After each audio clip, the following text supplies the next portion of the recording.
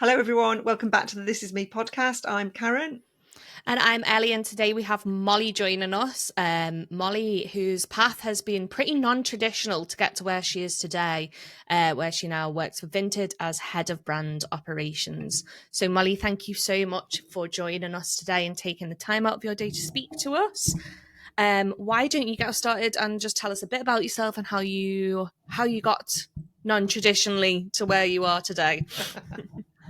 Sure. Yeah. So, I'm currently working at Vinted. I'm living in Germany, but I'm American, as you can probably tell from my accent. I grew up in Kansas City, in a suburb of Kansas City in the middle of the U.S. And how I got to here now, I started off.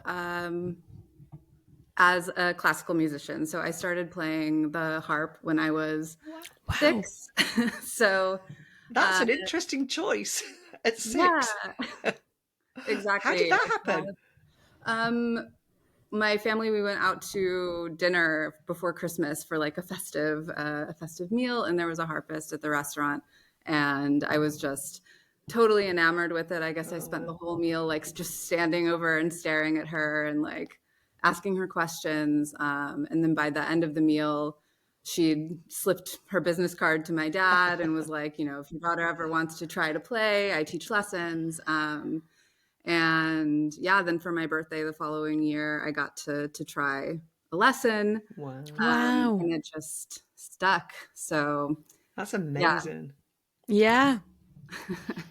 Yeah. So I started early on at, I had a knack for it, I guess. And so it was always like pretty clear that was going to be the career that I would pursue. And so I went to university to study music.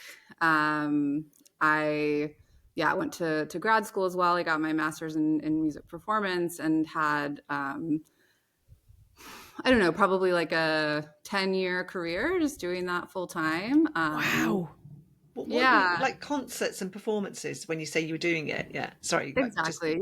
So I was playing with, several different orchestras, just like as a substitute or second harp, or, different organizations run differently. So some have like permanent harpists, some just call in people when they need one. So I was traveling around the whole US doing this for many years. Amazing. Yeah. And also like playing smaller things like chamber music, or even quite a lot of weddings. I was going to say, you must have done some weddings, because harpists at weddings are just awesome, aren't they? Yeah, they are. Exactly. Like hundreds of weddings. I think I played my first wedding when I was in 4th grade. So probably 9 years old. I played the first wedding. Wow. Yes. Was that, so many people have a passion and want to make a career out of music and whatever that is. To be able to have done that is so incredible. How was that did you even get to take it in the moment that that's what you were doing, and how amazing that was? Or was it just sort of happening? Yeah, good question. That's a great question. I think I definitely knew that it was happening, and I think felt lucky that it was working out. But then that also ended up being kind of the reason why I moved away from that too. Right. I think that's just jumping into my current job, which is like brand operations. So it's like creative operations, really working with creative people. I think the reason why this has ended up being such a good career path for me is that I understand like people who are artists who are trying to make that their work. I think this is a really difficult path to choose, and it's very difficult to get like proper work-life balance or separate your own sense of self-worth from the results at work and things like this. For me, in the end, I didn't want that anymore. I wanted to have like this separation, and that's why, or one of the reasons why I moved away from doing music full time, actually, because it stopped being fun. It stopped being I mean, you must have had to, thinking about when you started at that young age and that, like, that many years, how much of your life was dedicated to practice? Yeah. I can't even think how many hours a week, and Yeah. the physical stress it must have put on, bear with me, on your fingers, and Yeah. that must have been just pretty tough, really. I mean, how many hours did you have to practice a week? This is why I stopped at the recorder. So. Yeah, as a kid, I mean, when I was first starting out, it was like 30 minutes a day or something, Yeah, not a massive not a lot. amount. Yeah, And then like through high school, it got to be more like 1 hour or 2 hours or yeah, something like this. But then during university and especially during grad school, it was a lot. Like I would say minimum 4 hours, often more like 10 or 12. Like it was really a lot. So yeah. Did you one of the things that we're really interested in is about identity with women. Did you feel that your identity had sort of gone, you didn't know who you were, or like that, was that one of the reasons you needed to take a break, or was it just sort of the exhaustion of the whole thing? I think I wouldn't say that it went away. I think it was more like it was too tangled up in it. Like, if anything, like if a performance didn't go well, it wasn't like, oh, I had a bad day. It was like, Yeah, I'm a piece of trash. Like, Yeah, yeah. yeah, and like, yeah, I've been doing this since I'm 6. How could I mess it up like this? I yeah. think That's you, tough. yeah, at least for me, I was not very gentle on myself when it came to that. And the industry doesn't really allow for that either. I was going to say Yeah, you can't really be gentle with yourself in that, because no one else is going to be, exactly. no one else is going to allow you is going to be gentle towards you, are they? Right. And it's not like God. with most lines of work where like you work on something, if it's not how you want it, you take the time and fix it and things Yeah, like this. It's like a live performance. It's same with sports. Like what happens in the moment is all that matters, no matter how yeah, much you yeah, prepare for something. So yeah. that's It's a really, really interesting point. Yeah, yeah. Yeah. It's tough. gosh. Yeah. So Anyway, you sorry, we come to, yeah, I know, distracted you it's there. really interesting, isn't it? Like, yeah, and the next one. No, let's leave the heart for a minute. So you were feeling this, like, I need to move, like feeling this sense of like sort of, something's not quite right. How did you decide what to do next then?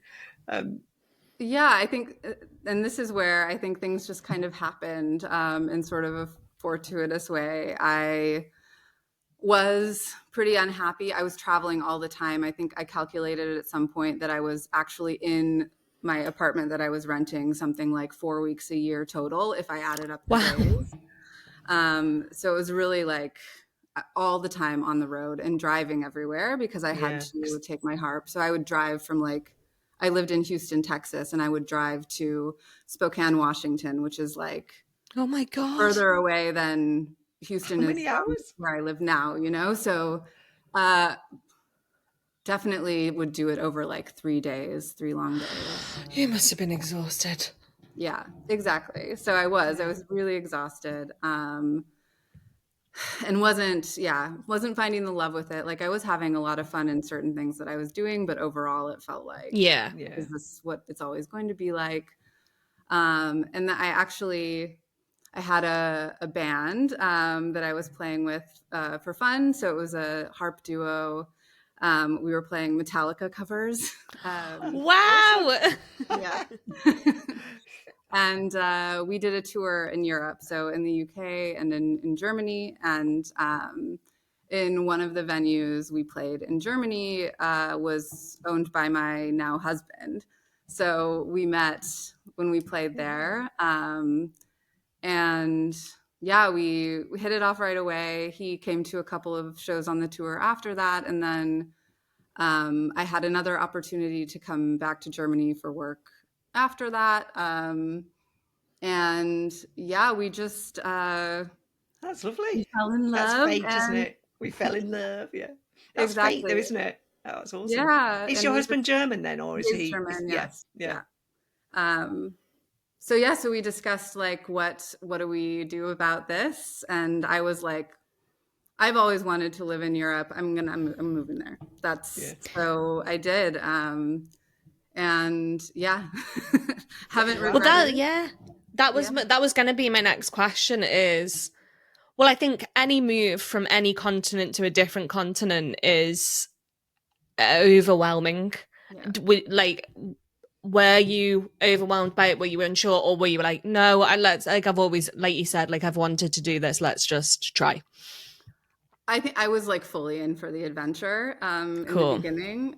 I definitely didn't feel overwhelmed. And also like coming there and having a partner who's local, Yeah. Yeah. it helps with a lot of the things that you usually struggle with. Like I never had to Yeah. go to the German immigration office by myself and navigate that. Like I had a local person who could help me Yeah.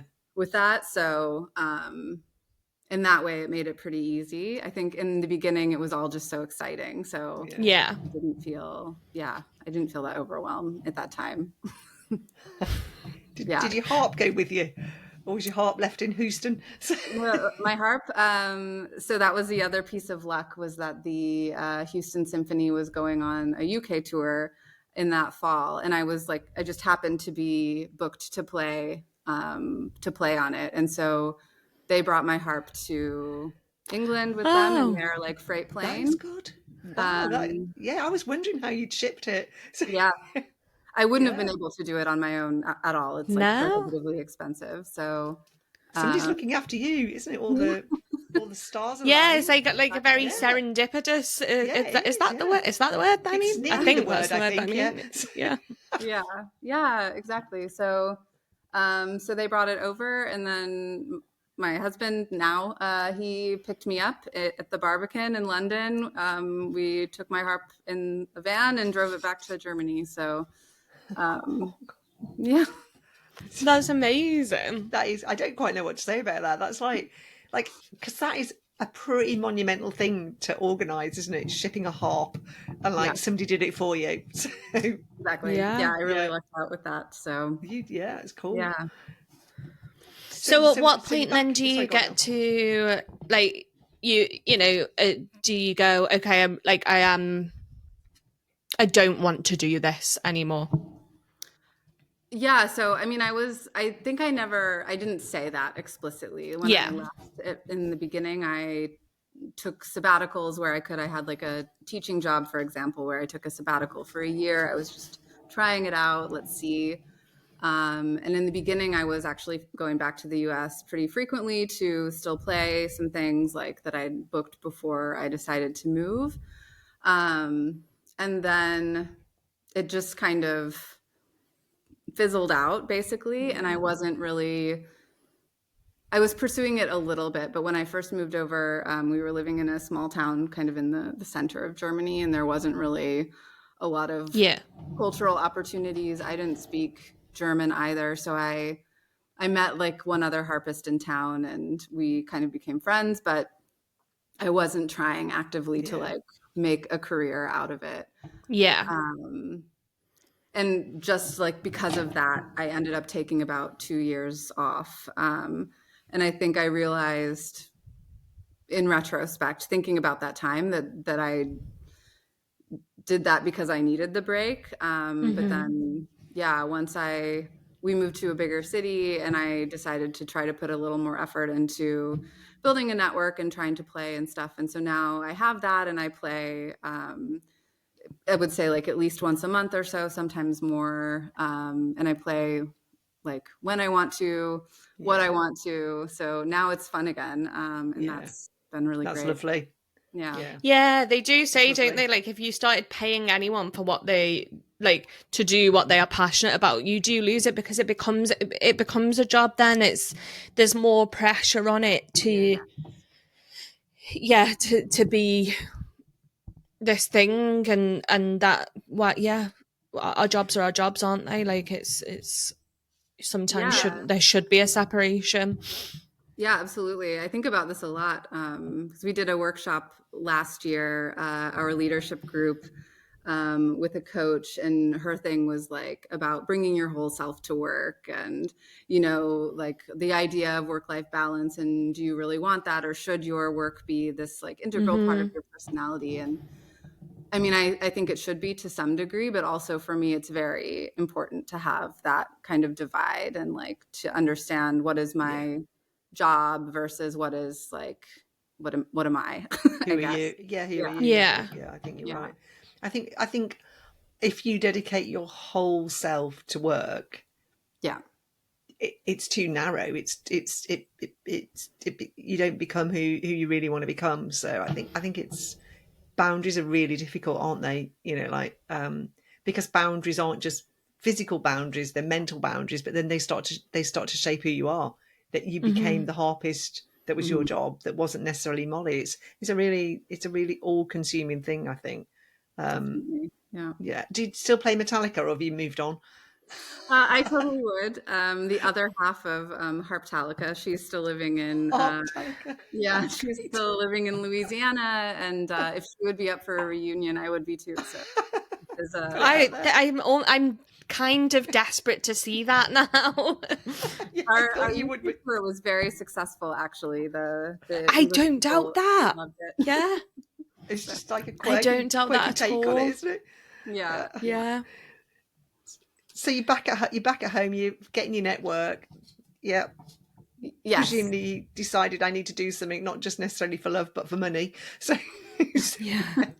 Yeah, exactly. So in the meantime, I mentioned my husband owned a venue, so I moved to the town where that was, and there we ran a cafe together. So we had a cafe, and then he had this nightclub, um, and at some point the woman who owned the building where the nightclub was, she passed away, and her children decided to tear the building down and sell the land. So we had to find the next thing. So we ended up buying a venue in Dusseldorf to run together. So no more cafe. We ended up with just a nightclub, a techno club in Dusseldorf.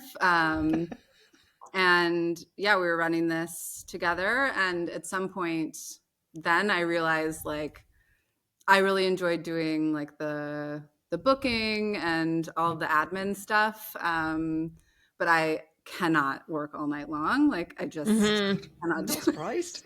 Yeah. Um, yeah, so I decided to stop working at night and get like a part-time job basically to supplement our income, since we would have to, pay for someone Yeah. to take over the shifts I wasn't going to take anymore. And that's when I ended up in an entry-level corporate job doing like just basically super simple entry-level things Yeah. part-time.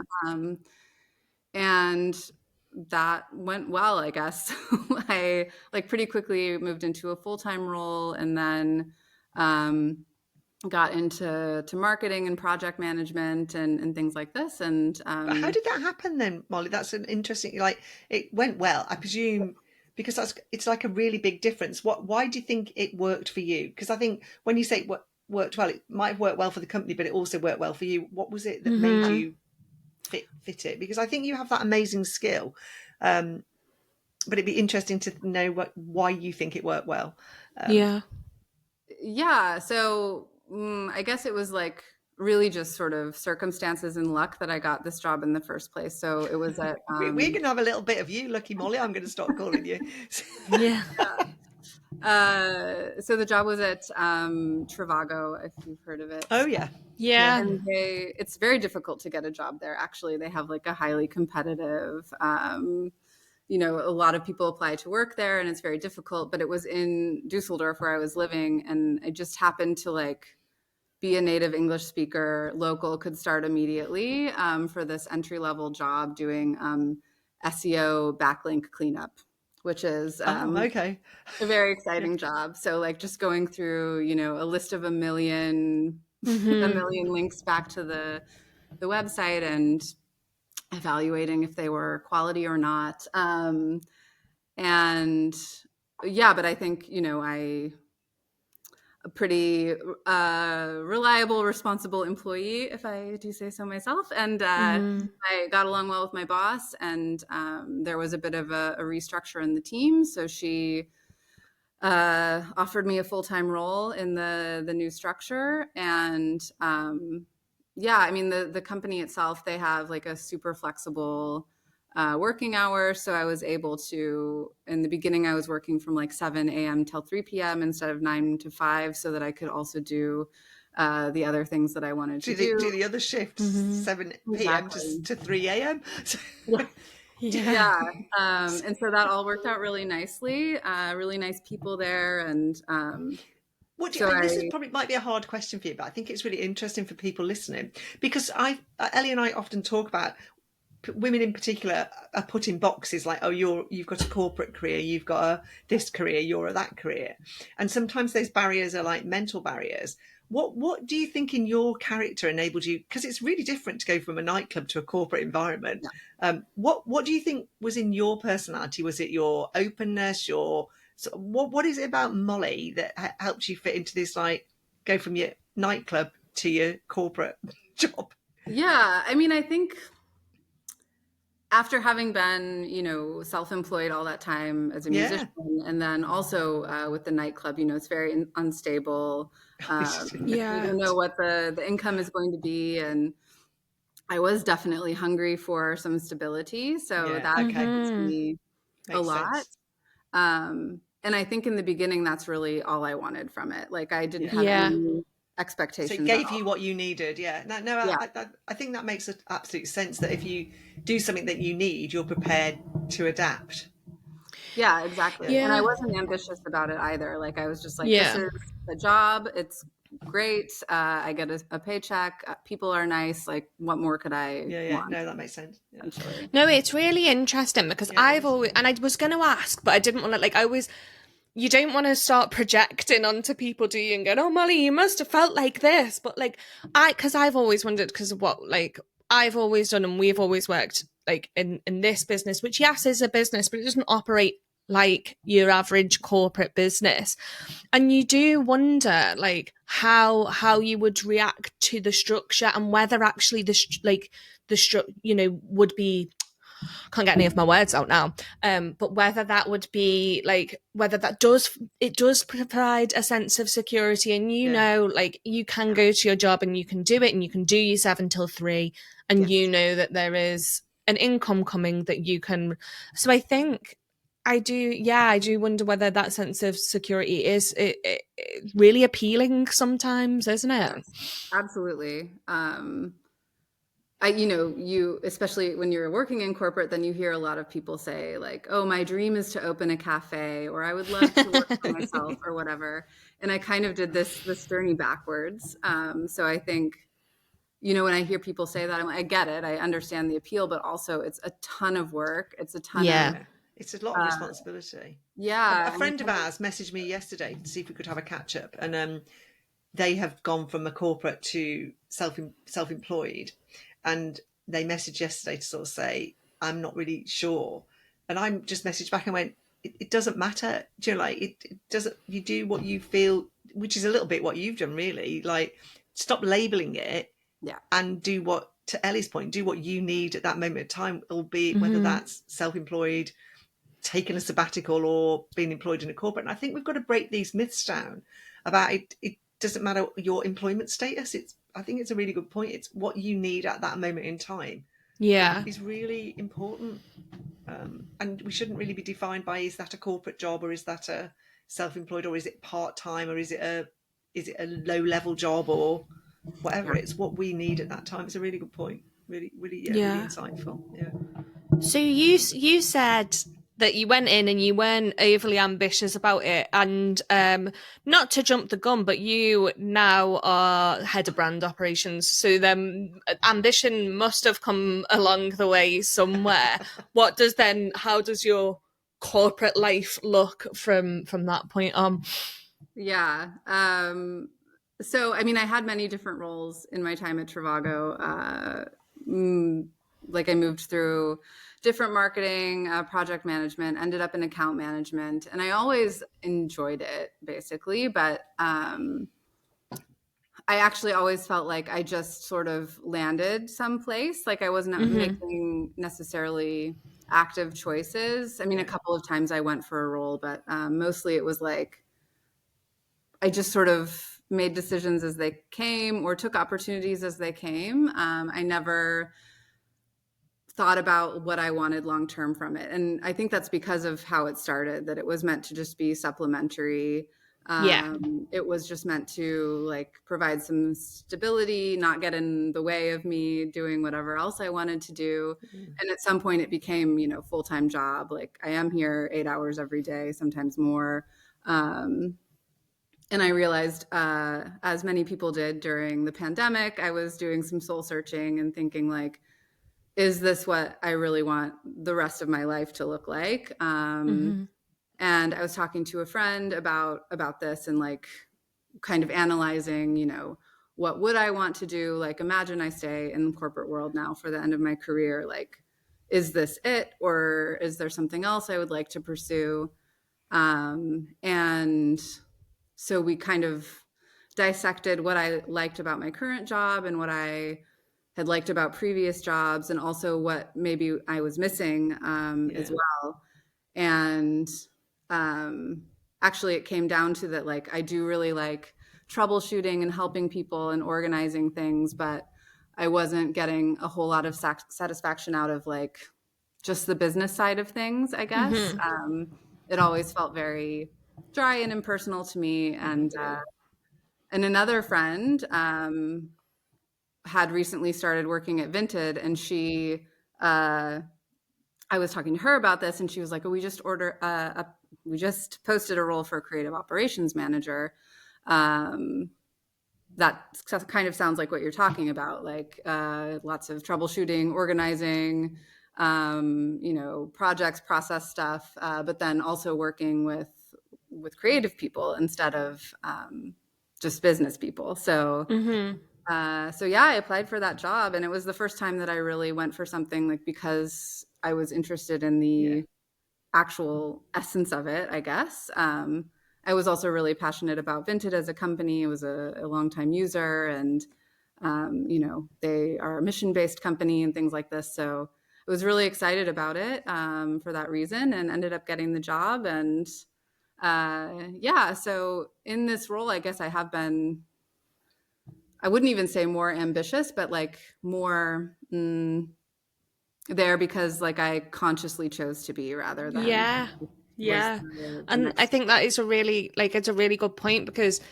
you do, like, you or how you're saying it is that you can see how you've then gone, like, you made those active choices. Do you know what I mean? You've gone, actually, no, I'm really enjoying myself here, and I'm like, and I could do this next thing, and I could do this position.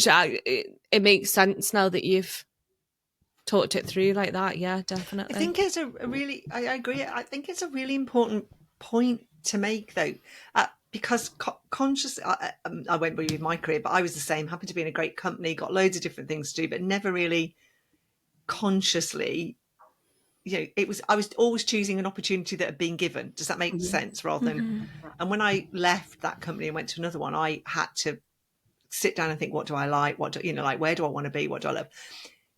Probably didn't necessarily end up in the right role, but to Ellie's point, I owned it. It was my choice. And I think there's, when we talk about like careers with women particularly, I don't think there's enough energy given to that, helping somebody consciously think about what it is they need. And I think it's because your point's right, because you have owned this one. You want to be part of it, and you love the essence of what you do. It means you're accountable to yourself, nobody else. So, and I think that's a really interesting point about how do we help people redefine what career development and choices look like. Because so many people talk to us and they say, I don't know what job I want. And we was like, well, step back a bit. Step back a bit. How long have you been at Vinted now?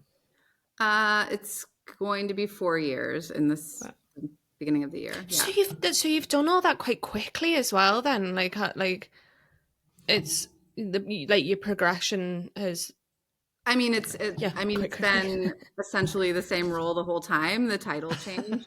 Right. Okay. Cool. Don't diss it.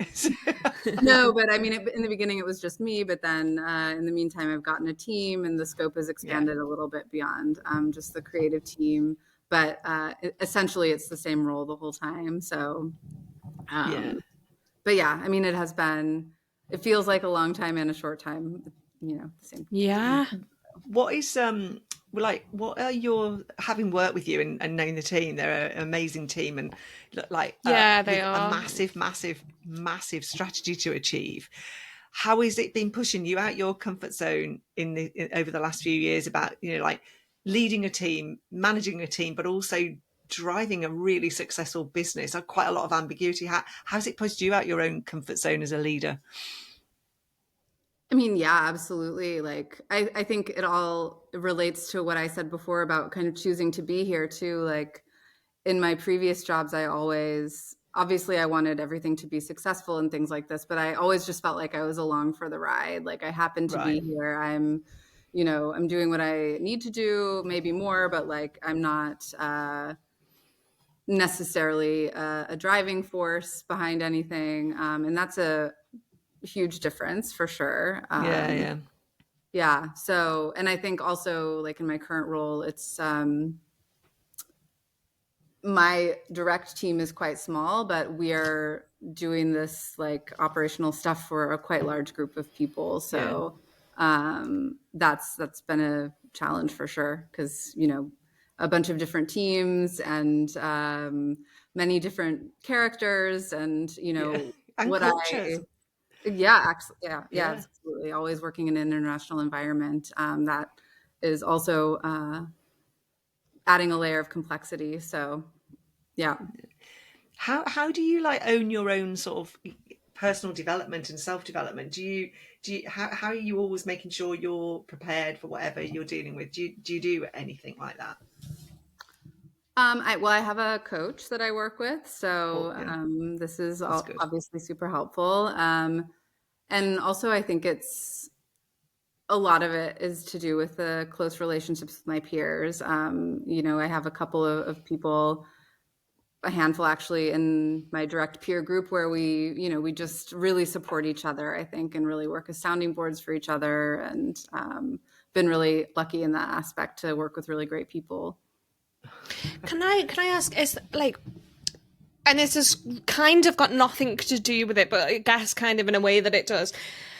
It has that having a peer group like outside of like your work and your professional environment, with your move to literally a different continent and like to like a completely different culture, was that something that must have been something that you have had to work quite hard Mm. on, Yeah. because it is so vastly different, and it's like, you're in a new country, you don't really know anything. I don't know whether you speak German now, but like, there's that barrier to it all. Was that learning curve quite tough? Yeah, absolutely. And it still is, honestly, I think, Mm-hmm. you know, thank goodness for technology. And when I moved Yeah. here, I mean, I didn't even have a smartphone when I moved here, but, obviously in the meantime, it's much, much easier to stay connected with people.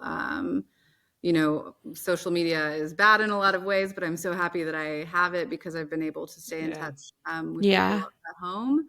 Um, but it definitely is difficult here. And I think I speak German a little. I mean, I speak German, it's fine. I get along, but I think, Yeah. I don't know if you speak another language, but it's No. difficult to feel like yourself. Like, so I Mm-hmm. Yeah. have, friends through my husband or friends through other like local people. Um, but it's hard to feel really close to people when there's a language barrier, I feel. Mm-hmm. And then I made a lot of good friends at different workplaces, but that's all very transient. Like, Yeah. Yeah. um, especially at Trivago, they were very focused on early stage career folks for the most part. So a lot of people would move there for the job, stay a couple of years, and then leave. So I Move have, on. Yeah. yeah.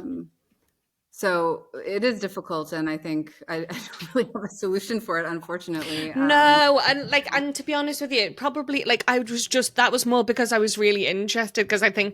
I think that must be really difficult. So yeah, No, I know we sidetracked us there. no, I don't think you have. It's got me thinking, because it's so interesting how the world, like, and I was telling you a story beforehand about how I've been trying to create a network because of what's happened, and it's really hard. And like one of the things I see all the time is when they advise women how to find their tribe, find their community, and they always say network, find all these people. And it's really, really, really hard. And I think we've got to start thinking differently about how you provide that to people, because like it is really difficult if you don't have a common connection. I'd not even thought about the language, but I have worked in an international company, and when people are speaking a language conversation, you can't keep up. You don't know the nuances. And I'd never even really thought about how, I'm going to use the word isolating, not in being isolated, but how isolating that is. But it's really interesting to think about. It's a great question, Ellie, about it's not that easy to say, go and find your tribe, go and find it's not at all. your peer group. And maybe that's why sometimes women don't find it as easy to do that as men, because usually they're connected with sport or, like golf or whatever. No, it's really, really insightful about how you actually do that. I'd never really thought about the language before, but you're so right. I also, when I first moved here, I thought like I just need to learn German and then I can have German friends and it'll be no problem. But even now, like I don't know what level German I have, but I definitely get by and can speak, to people fine. But I feel that like a lot of the critical parts of my personality as I see it, I'm just not able to express that. Like, I don't think I'm funny in German. And I think I'm like, or that would kill me. I think I'm not funny in German. The only experience I've ever had of that with Germans is one of the companies I work for. Was an international company, and we were doing a lot of dealings with Germans and actually Dutch people who are really amazing people. But I think you're right. The British humour is weird, and it doesn't translate conversation. It's a really good point, because I think I'm funny as well, and it's part of who you are, isn't it? Do you know, like if you think people don't think I'm funny, like you sort of think, oh, my self-worth is gone. Yeah, like what am I going to do here? It's a really interesting point. Do you have to deal with a lot of different people that speak a lot of different languages at work, or is it mainly English based? I think it was mainly English based. I mean, the official company language is English, so most of the interactions are in English, but there are people from all over the world there. So like little groups of people from a place will speak their language when they're socializing with each other, but in general, people are really good.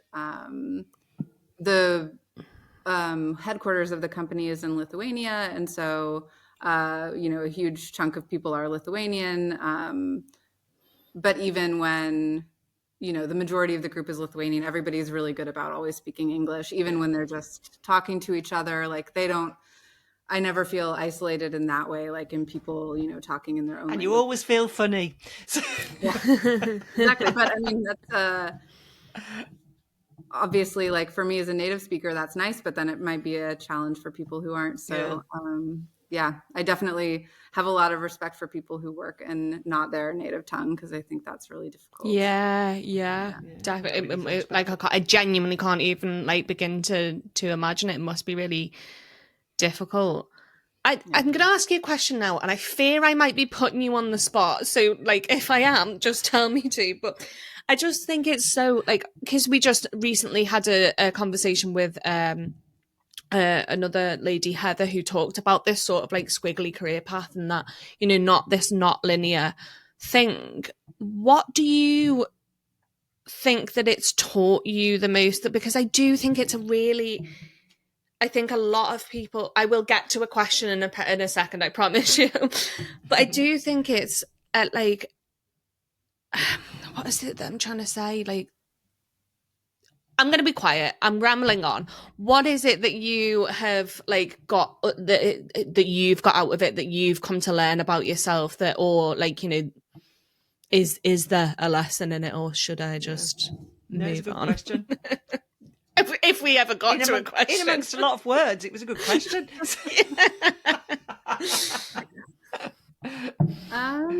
Yeah, I guess it's two things. I mean, one is a little more like job interview answer, which is that I really do think that, there are connections between all of the different things that people do, Yeah. like Yeah.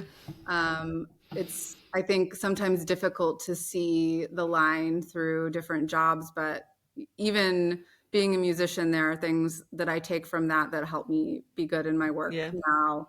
And, you know, I see that like in hiring and things like that, it's really difficult to always see those patterns, but I think you shouldn't ever assume that like just because someone doesn't have exactly the expected steps Yeah. that Yeah. they don't have the No, I Ability. agree. Yeah. No, exactly. 100%. I agree.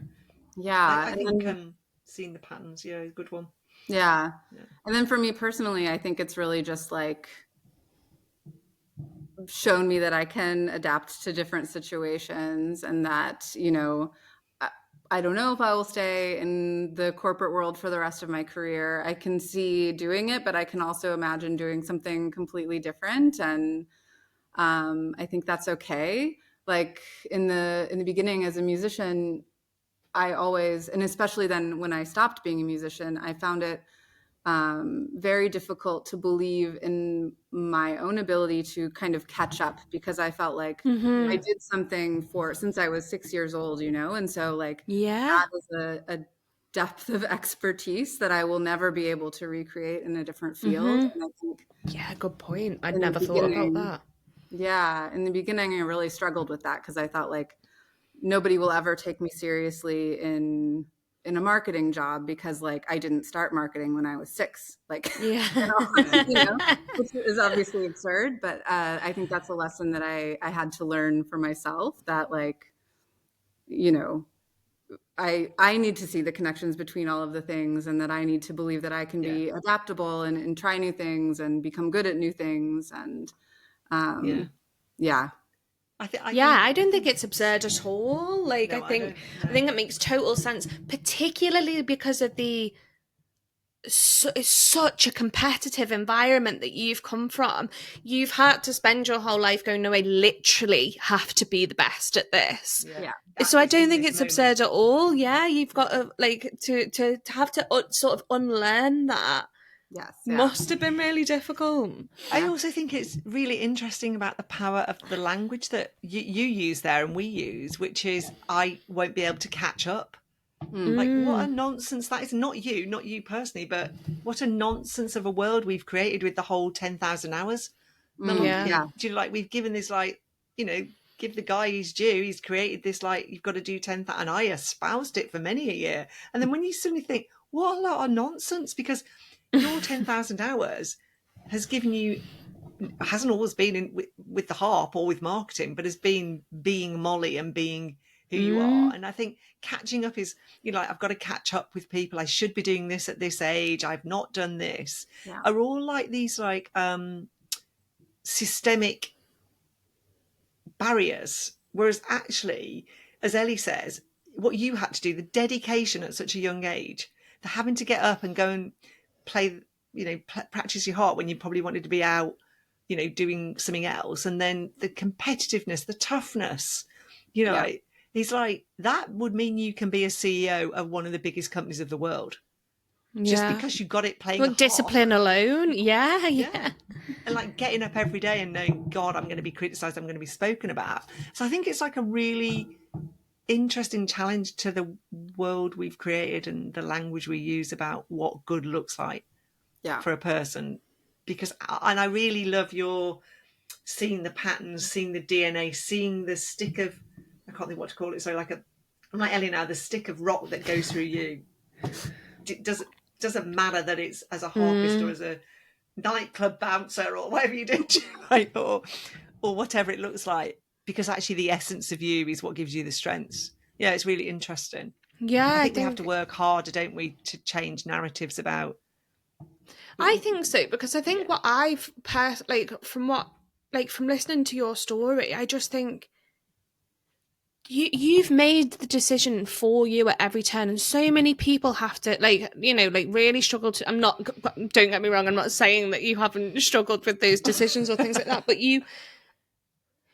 I think what's really nice about it is you have been almost quite strict with yourself and gone, well, this is what I need in the moment, and like this is what's best for me. And I think that's pretty great, to be honest with you. I think it's pretty There's no pressure liberating, there, even though probably. Yeah. it probably doesn't even feel liberating at the time. Like, because Ellie's career path is not necessarily squiggly, but different to the expectations of somebody. And there are people, aren't there, Ellie, who sort of say, well, what success looks like is you would have done a graduate scheme and you would have been. Well, I here and think you would it's be, just like, that's and sorry, like we're on like Sorry, love. again another tangent, but it's like I think it's because it's more so than with all these conversations that we have with women like you, Molly, and like actually no one's really gone. And then I went to school and did really well. I went to actually no one has really. So there's this massive expectation that you should have started marketing when you were 6, Molly, because otherwise you'll never be good enough for it. And no one's done that. Like when I was 6, my aspiration was to be a shopkeeper. So, but we had an amazing conversation with somebody the other week. And that's what we hope. Hopefully her podcast isn't out yet, but she started a really successful nutrition food, and she went into marketing. No, she went into publishing first, didn't she? And then somebody she met. And this is what I think is really interesting. Somebody she met thought, oh, you could be a marketeer. So she'd never done marketeering. So it's really hard for you to know, but it's really interesting for us to see what is it in Mollie that in that moment thought, yeah, I'll give it a go.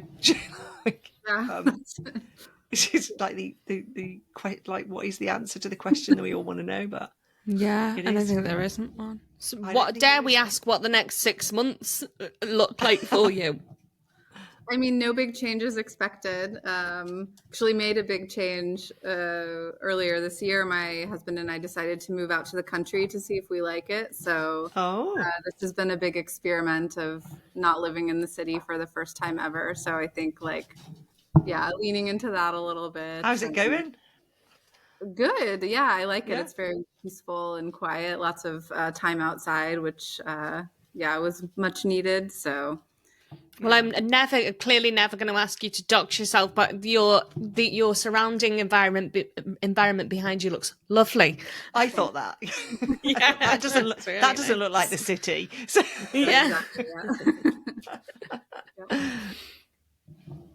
Anything else?